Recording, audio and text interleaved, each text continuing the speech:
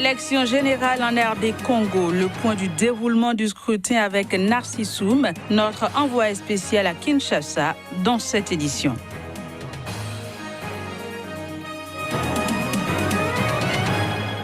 Étude des dossiers des candidats à la présidentielle au Sénégal, le Conseil constitutionnel continue de vérifier les millions de parrainages d'électeurs.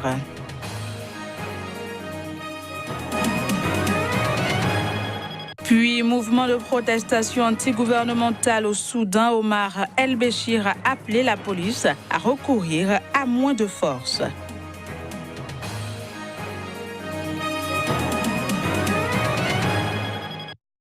Voilà pour le sommaire. Bonjour et bienvenue à toutes et à tous sur Sika TV.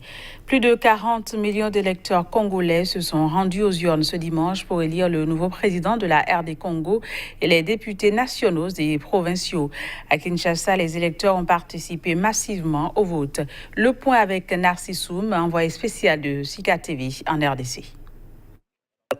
C'est un grand jour pour les 40 millions d'électeurs en République démocratique du Congo qui ont participé tout au long de la journée au choix de leur président de la République, députés provinciaux et nationaux, malgré les difficultés d'organisation qui se sont multipliées ces dernières semaines. Le scrutin qui a démarré autour de 6 heures s'est achevé aux environs de 18 heures, heure locale. Ici, à Kinshasa, de nombreux électeurs n'ont pas caché leur satisfaction d'élire celui qui présidera aux destinées de leur pays pour les 5 prochaines années, et aussi les députés nationaux et provinciaux. La joie, le choix et la satisfaction d'avoir accompli mon devoir de citoyen. Contrairement à plusieurs appréhensions, les Congolais se sont familiarisés et apprécié la machine à voter, une conception congolaise. Très pratique, aucune confusion possible. Tout le blablabla qu'on a eu, c'était vraiment de la distraction pure et simple. Très satisfaite. Elle est impeccable. Le président sortant Joseph Kabila et 2 des candidats en lice pour la présidentielle ont voté à l'Institut scolaire de la commune de Ngombe dans la province de Kinshasa. Je viens de poser l'acte civique, je viens de voter. Et j'ai un sentiment maintenant de satisfaction parce que le processus électoral que nous avons entamé depuis plusieurs années, aujourd'hui c'est l'aboutissement. Non, moi j'ai voté dans la sérénité effectivement. Et j'ai posé cet acte que je considère salutaire pour le pays. Et maintenant on attend sur toute l'étendue de la République qu'est-ce que ça va donner. Il a noté que les élections ont été reportées en mars prochain dans les 3 localités qui sont Béni, Yumi et Butembo, suite aux violences observées et la crise Ebola qui sévit dans ces zones. Le Conseil constitutionnel du Sénégal continue l'examen des dossiers des candidats à l'élection présidentielle. Parmi les pièces à vérifier, les millions de parrainages d'électeurs récoltés par chaque candidat. Reportage. Les sages du Conseil constitutionnel sénégalais poursuivent l'examen des dossiers des candidats à l'élection présidentielle. Au nombre des pièces à vérifier, des millions de parrainages d'électeurs récoltés par chaque candidat. Entre 53 000 et 66 000 sont nécessaires afin de pouvoir concourir le 24 février prochain, date de la tenue du scrutin. La vérification des dossiers n'est pas terminée et pourtant, les états-majors de plusieurs candidats à la présidentielle ont déjà affirmé que leur leader allait pouvoir concourir, affirmant avoir déjà validé leur candidature. Une affirmation contre laquelle les juges du Conseil constitutionnel les ont mis en garde, précisant que le nombre de parrainages d'électeurs récoltés et validés ne préjuge pas de la recevabilité des candidatures. L'entourage de Karim Wade, Madické Niang, Khalifa Sall ou encore Ousmane Sonko assure en avoir validé suffisamment. Selon des sources, le président sortant Macky Sall, lui, est d'ores et déjà assuré de vaincre cet obstacle, sa coalition ayant récolté les signatures de plus de 2 millions d'électeurs. Toujours selon des sources, d'autres sont déjà dans une mauvaise posture et déjà réputés exclus du scrutin, comme Boubacar Camara et ses 40 000 parrainages rejetés sur 60 000 en raison de doublons sur sa liste avec celle d'un autre candidat. Quant aux parrainages défectueux, ils seront bientôt dévoilés. Le Conseil constitutionnel a prévu de les dévoiler officiellement pour chaque coalition mercredi prochain. Au Niger, l'Association des blogueurs pour une citoyenneté active étend ses actions aux régions touchées par l'insécurité. Les femmes et les jeunes sont les cibles de l'association, étant les couches les plus vulnérables. Le point avec Abdul Karim Hamadou. Après Niamey, l'Association des blogueurs pour une citoyenneté active a mis le cap sur Tillabéri, région située à l'ouest du pays et frontalière du Mali. La région est victime d'insécurité avec des attaques de groupes djihadistes qui opèrent dans le nord Mali. Du fait de la recrudescence des attaques des terroristes, le chef-lieu de région et plusieurs autres localités sont sous état d'urgence. Pour impliquer les jeunes et les femmes de cette région dans la promotion de la culture de la paix à travers les réseaux sociaux, l'association a réuni un groupe important pour une conférence sur des thématiques liées à la citoyenneté.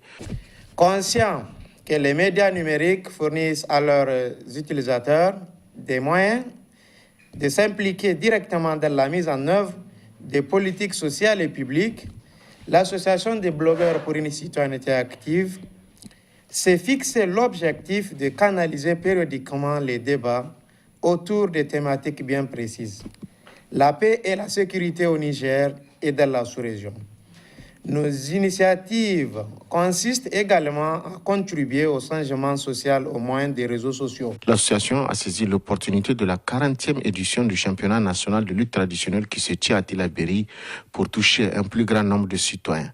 L'arène de lutte a servi de cadre de sensibilisation pour l'association qui s'est attachée à l'expertise de la directrice générale de l'Agence nationale de lutte contre la traite des personnes.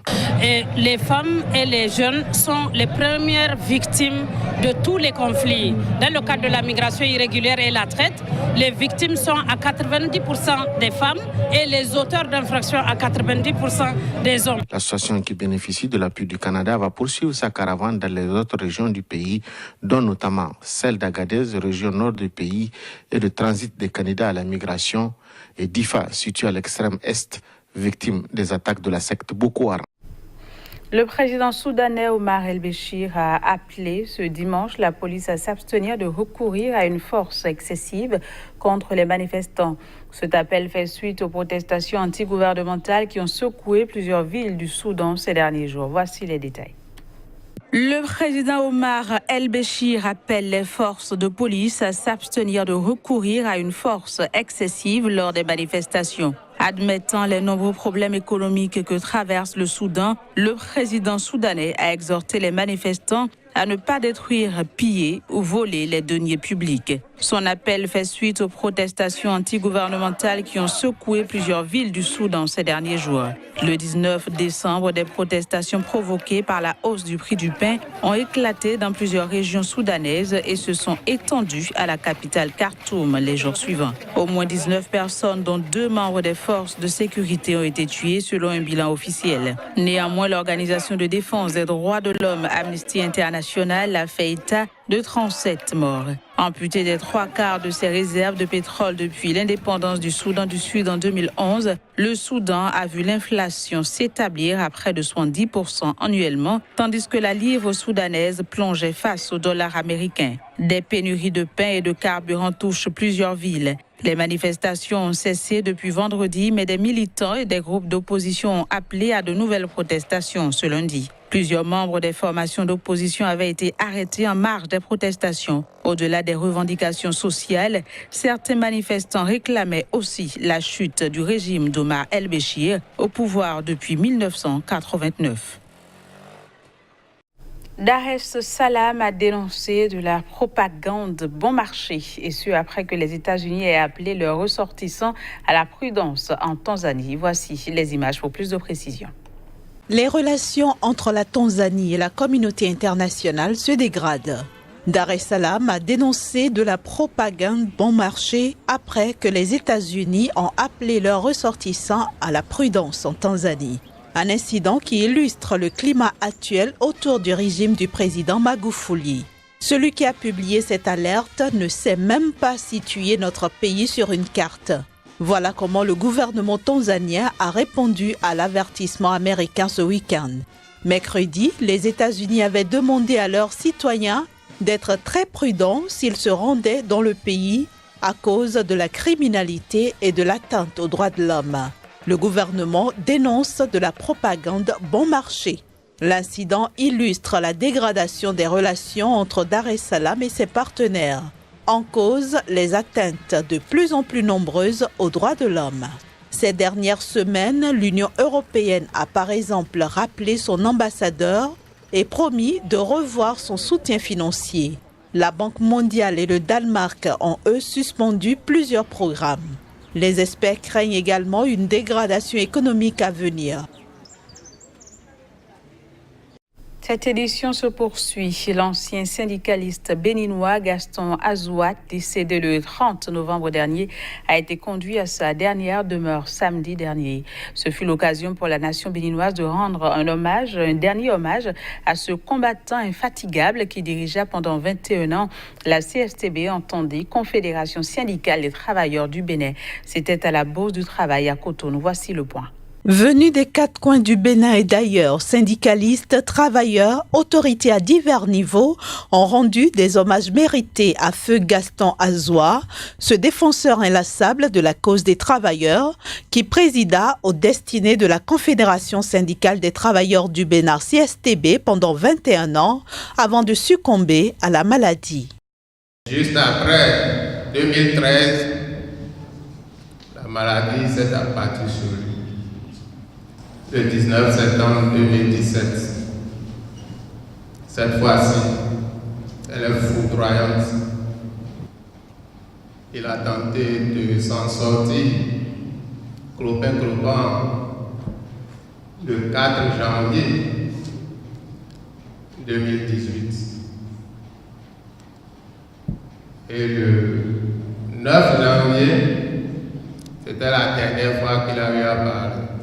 Quelques mois plus tard, Gaston Azouat rendit l'âme le 30 novembre 2018, laissant derrière lui une famille attristée, mais aussi des milliers de camarades de lutte. Gaston Kassobé Azouat a été un homme courageux, combatif, sociable, épanoui. Disons tout court que c'était un bon leader qui a tout donné dans la lutte pour la liberté et l'amélioration des conditions de vie et de travail des travailleurs, bien sûr. Gaston Azouat s'en est allé, mais pour ses compagnons de route, la lutte continue pour la satisfaction des revendications des travailleurs. Où le parti Union sociale libérale fête la nativité avec les enfants. Les coordinations des 6 arrondissements de la 15e circonscription ont choisi le week-end écoulé pour marquer l'événement. Fruit de l'initiative des coordinations d'arrondissement de l'Union sociale libérale avec la bénédiction du président d'honneur Sébastien Germain à Javon, Noël pour les enfants aura marqué les esprits dans la 15e circonscription. 3000 cadeaux étaient officiellement prévus. Mais le nombre impressionnant de bouts de chou du 1er, 2e, 3e, 4e, 5e et 6e arrondissement pourrait faire croire que ce nombre a été presque doublé, et ceci pour diverses raisons. Nous qui sommes dans le 2e arrondissement, bon nombre de nos enfants n'ont pas reçu de cadeaux parce que entre-temps, nous avons eu nos mamans qu'on a cassées au bord des rues. Nous avons eu nos papas qui sont les déflatés des sociétés fermées. Mais eux aussi, ils ont droit au bonheur, ils ont droit de se sentir appartenir à la communauté nationale, à la communauté du 2e arrondissement. Le président, la jeunesse le tient à cœur. Quand on parle de jeunesse, on commence par la base, les enfants. Ça le tient à cœur. Donc, il vaut mieux d'abord impacter, s'occuper des enfants avant de dire qu'on veut rentrer sur le plan politique. Aujourd'hui, c'est pur et simplement sur le plan festif et non politique. Le président à Diavon, Sébastien, vient de nous envoyer ce jour, moi, tonton Paraïso Sylvain, pour vous remettre les cadeaux. Chers amis, notre cher président, s'il avait été là, comme l'ont dit les dames, nos enfants auraient été plus joyeux. Ils auraient été plus nombreux à être plus joyeux. Mais de là où il n'est pas resté insensible à cette adresse, à cet appel. C'est fort de cela que nous nous réunissons aujourd'hui. Le président d'honneur du parti USL, promoteur d'établissements de formation, tient aussi à l'avenir de ses enfants aujourd'hui bénéficiaires de présents. Chers enfants travaillez bien à l'école. Le président Adjavon vous demande de bien travailler à l'école pour que demain, vous deveniez des autorités de ce pays. À chaque étape de la cérémonie, la joie était au rendez-vous. Noël des enfants chez l'USL, c'est tout le littoral qui sera couvert et le tour de la 16e circonscription électorale est pour bientôt. Voilà, c'est la fin de cette édition. Merci de l'avoir suivi. Quant à moi, je vous souhaite par anticipation une très bonne année 2019. À bientôt.